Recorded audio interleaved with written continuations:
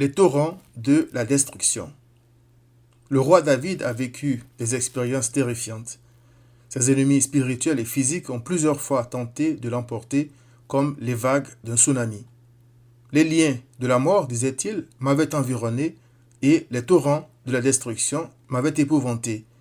Les liens du sépulcre m'avaient entouré, les filets de la mort m'avaient surpris. Psaume 18, versets 4 à 5.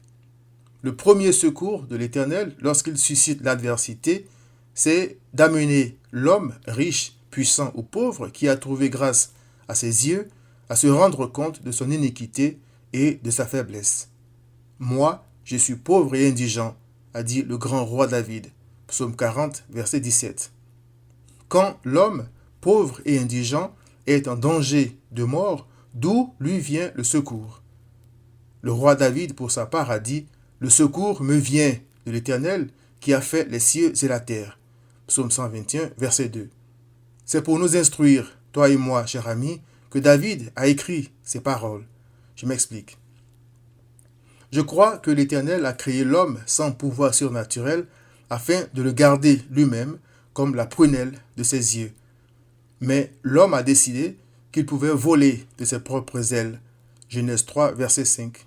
Ainsi, son cœur s'est éloigné de l'Éternel et toutes ses pensées se portant chaque jour uniquement vers le mal. Genèse 6, verset 5. La merveilleuse créature de Dieu, Psaume 139, verset 14, s'est mise à se prosterner devant n'importe quoi. Après avoir dressé une petite liste des péchés du peuple d'Israël, l'Éternel demande aux pécheurs: ton cœur sera-t-il ferme? Tes mains auront-elles de la force dans les jours où j'agirai contre toi? Ézéchiel 22, verset 14. À ce type de question, on répond toujours non. Seul le pécheur, abruti par le péché, répond à son Créateur en disant « Oui, mon cœur sera ferme, mes mains auront de la force dans les jours où tu agiras contre moi. » Quelle folie! C'est une chose terrible que de tomber entre les mains du Dieu vivant, dit Hébreux 10, 31.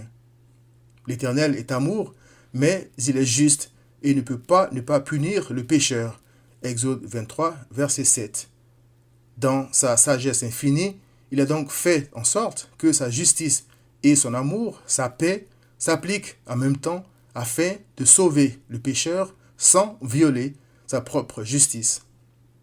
Oui, dit le psalmiste, son salut, c'est-à-dire le salut de Dieu, est près de ceux qui le craignent. La bonté et la fidélité se rencontrent, la justice et la paix s'embrassent. Psaume 85, versets 9 à 10.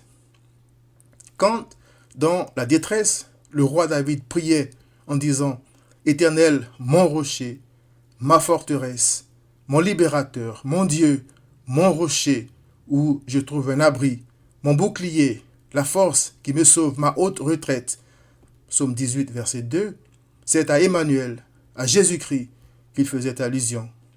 C'est lui le secours de l'Éternel. Elle enfantera un fils, disent les Écritures, et tu lui donneras le nom de Jésus. C'est lui qui sauvera son peuple de ses péchés. Matthieu 1, 21. Quiconque croit en Christ, l'abri du Très-Haut, est déclaré juste par l'Éternel, est réconcilié avec son Créateur et repose à l'ombre du Tout-Puissant. Psaume 91, verset 1. Car Christ a subi la punition du croyant et lui a acquis la justice de Dieu en mourant sur la croix. Christ est la sagesse, la justice et l'amour de Dieu. C'est pourquoi il a dit « Nul ne vient au Père que par moi ». Jean 14, verset 6. Il est le seul refuge du pauvre et de l'indigent face au torrent des dégâts du péché, des attaques de Satan et de la colère de Dieu. Le rocher qu'aucune vague ne peut déplacer, aussi puissante soit-elle, c'est Christ. Viens à Christ.